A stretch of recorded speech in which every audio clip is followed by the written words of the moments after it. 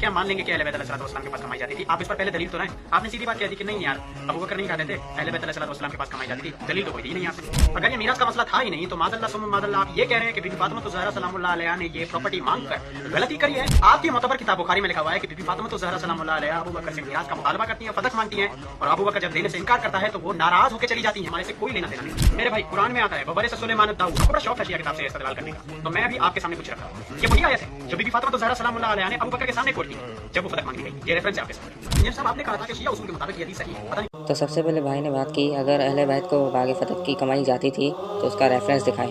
तो ये रहा रेफरेंस जिस हदीस को आप सही बुखारी से पेश करते हैं और बताते हैं कि सैयदा फातिमा सलामुल्लाह अलैहा नाराज़ हो गई थी।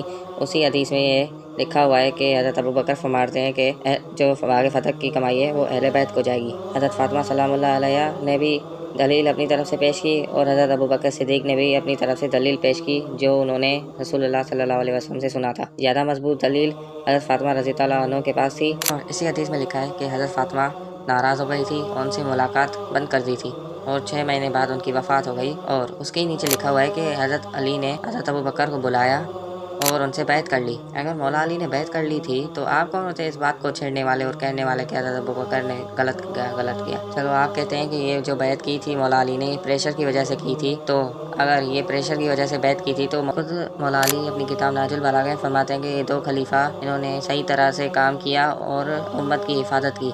क्या ये मौला अली का इस बार भी प्रेशर था? नहीं, बल्कि मौला अली ने बैत कर ली थी दिल से। तो सवाल ये आता है कि हक पे कौन था? एक तरफ इस्लाम के पहले खलीफा हज़रत अबू बकर सिद्दीक़ रज़ी अल्लाह अन्हु और दूसरी तरफ आप सल्लल्लाहु अलैहि वसल्लम की आखिरी बेटी हज़रत फातिमा अलैहिस्सलाम मौला अली की ज़ौजा। तो हमें इसका फैसला इल्मी पॉइंट ऑफ व्यू से करना चाहिए जो ये रहा कि जामे तिरमिज़ी और सही मुस्लिम की हदीस है कि हदीस सकलेन जिसको कहा जाता है कि मैं तुम पे 2 भारी चीज़ें छोड़ के जा रहा हूँ, एक अल्लाह की किताब और मेरे अहले बैत, इनको मजबूती से पकड़ना, कभी गुमराह नहीं होगे। तो इस हदीस पे अमल करते हुए हम हज़रत फातिमा अलैहिस्सलाम के साथ हैं।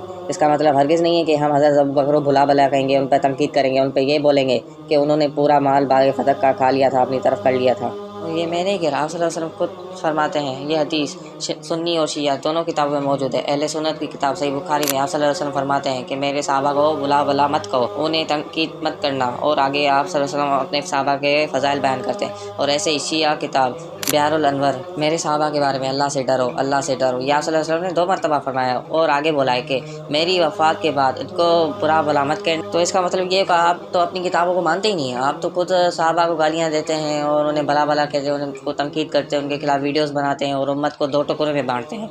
ये आपकी किताब में लिखा हुआ है, ये मैं अपनी तरफ से नहीं लाया।